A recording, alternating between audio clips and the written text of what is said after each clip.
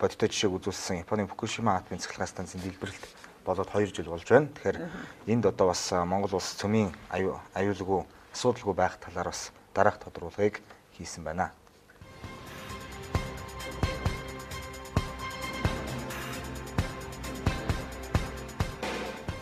Сайн мэцхан төгсөмсчтэй энэ удаагийн тодруулах болон маань эхэлж байна. Тэгэхээр энэ удаагийн тодруулах болгонд цөмийн аюулгүй ажлын хэсгийн ахлагч мөн хоёр олцож байна. Танд бас энэ өдөр. За та бүхэнд энэ өдрийн мэндийг хүргэе. Тэгэхээр бас өнөөдөр одоо яхааргүй бас чагсаалт цуглаан хийж байна. Цөмийн аюулгүй байдлын талаар. Тэгэхээр өнөөдрийн энэ хөө чагсаалт цуглаан зохион байгуулах бас гол зорилго нь юугаар бас ингэ зохион байгуулж байна. За өнөөдөр бол 3 сарын 11 гэдэг нь Фукушимагийн атомын цахилгаан станцад аимшигт ослол гарсны 2 жил байгаа. Ер нь бол энэ атомын цахилгаан станцад ослол гарснаас хойш хүн төрөлхтөн бол сэрсэн гэхэд болно. Энэ том осол бол одоо энэ атомын цахилгаан станцын технологи нь харьцангуй аюул багтаан байна гэж хүмүүс боддог байсан чинь ямар нэг одоо байгалийн сорилт учрах юм бол энэ ямар ч одоо хамгаалтгүй ийм мэд байд юм байна гэдгийг ойлгосон. Тэнд бол ердөө тог тасарсан байгаа. Тэгээд тог тасарсан чинь реактор нь бол хөрөх систем нь унтарсан. Тэгээд тэр нь одоо халсаар байгаа 50 орой хайлуулад улмаар тэр халуун агаар хуримтлагдсан асар их дэлбэрэлтийг үүсгээд орчин тойрны эргэн тойрны 20 км-ийг одоо үхлийн бүс болгосон. За 600 хүн бол одоо цацар бөтгөхөөр хордсон болон нүүлгэн шилжүүлэлтийн явцад амь өргөцсөн.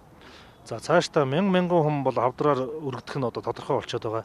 Энэ аюул Монгол оронд битгий нүүрлээсэ гэсэндээ өнөөдөр бид нар энэ чагсаалт цуглаанаа зохион байгуулж байна. Манай Монгол оронд одоо тэр аюул нүүрлэх нь тийм хоолын ч юм уу маргаашийн ч юм уу биш аюул нүүрлээд эхэлсэн байгаа. Ингээд ард түмнээ сэрэмжлүүлэх зорилгоор энэ цуглааныг байгаль орчны иргэний зөвлөлд санаачилж зохион байгуулж байна. Тэгэхээр бас танай байгууллагын хувьд бас дангац энүүнээс гадна өөрөөс ямар ажлууд хийдэг юм бэ? Манай энэ байгаль орчны иргэний зөвлөл гэдэг байгууллага чинь ерөөсөө нэрнээсээ ахуулаад Монгол улсын байгаль орчинд учирч байгаа бүх аюул хөнөөлийн одоо эсрэг тэмцэн байгаль орчноо хамгаалнаас ийм л зорилготой шүү дээ. Тэгээд одоо агаарын бохирдол, усны бохирдол, ой хөвч бүх юмыг л одоо ховор амьтад за цөмийн аюулаас хөнөөлөөс сэргийлэх гээд ийм өргөн үйл ажиллагаа явуулдаг та. Тэгэхээр бас саяхан бас тэгжсэн шүү дээ. Яг харахгүй цөмийн аюул бол Монгол улсад бол ойрхон байгаа нь үнэ. Тэгэхээр сая бас нэг хөдөө орон нутгийн зарим бүс нутагт бас цөмийн хаягл илэрсэн бас тийм гараадсэн шүү дээ. Эдгээр дээр Монгол улсад тийм илэрсэн юм хэр үү? Одоо тэр мардад олон жил уран олборлж байсан шүү дээ. Тэр олборлж байсан уурхай баяжуулах үйлдвэрээ Оросод бол ерөөсө зүгээр задгаа хайцсан. За тэрний хамаг одоо тэр уурхай ашиглаж байсан овоолго шороо буюу хаягдл нь бол илүү байж байдаг. За тийш бол одоо хаягдсан хотхон руу хүн ард нь очиод одоо материалыг ашиглаад цэцэрлэг хүртэл барьчихсан байдаг. Одоо ийм юм хүртэл байж байна. За тэгвэл Fashion Development гэдэг компани бол ус хайна гэж жагаад уран хайгаад тэгээд тэр урааныгаа одоо хайна гэдэг чинь бол гаргаж ирээд л одоо агуулгыг үздэг байхгүй юу. Тэгээд цасар бөтгөтэй хаягдлаа бол ил хайчаад одоо зөрчил нь илэрээд үйл ажиллагаанд төр зогссон байх жишээ нэ. За Areva гэдэг компани бол бас уран хайна дуршлагын олборлолт бол хийсэн. Гэтэл хаягдлаа бас одоо аюулгүй байдалтай хадгалаагүй. Тэр одоо хадгалж байгаа битүүмжлэгдсэн гэсэн хашлага ялгаруутын тэр нь урагдсан салбарсан юм л байдалтай байсан. Манайд хариуцлагагүй уул уурхай ноёддог болохоор энэ ураны хайгуулын ажил олборлын ажил бол яг л тийм жишгээр явагдаж байгаа. Энэ хяналт дутмаг байна гэж үзэж байна. Хяналт одоо дутмаг байгаа. Цөмийн энергийн газар бол одоо байгаль орчны яамн дээр болсон уулзалт дээр хэлэхдээ одоо янз бүрийн гарсан зөрчлүүдийн талаар одоо мэдэхгүй байх жишээ нь юм байсан.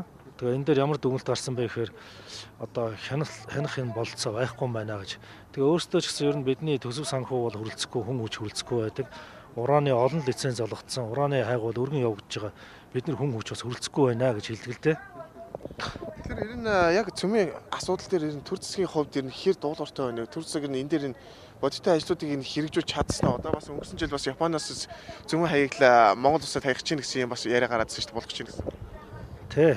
Энэ төр засаг бол бодиттой алхам бол ерөөсөө гээгүй. Цөмийн хөнөөлийг багасгах асуудлаар. Тэгэхдээ цөмийн эсрэг одоо ард иргэдийн тэмцэл маань ямар ч үр дүнд хүрэхгүй байна гэсэн үг бол биш юм.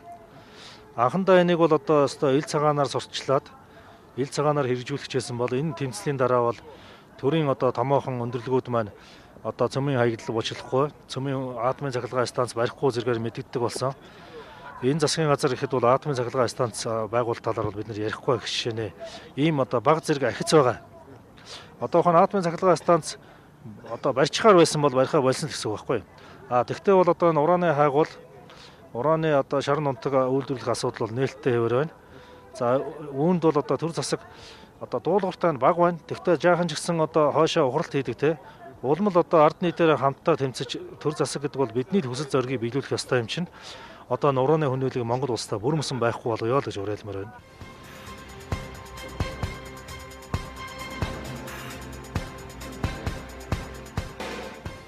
Биднээс үзэгч та бүхэнд баярлалаа. Өдрийн төлөвийн түрээд өндөр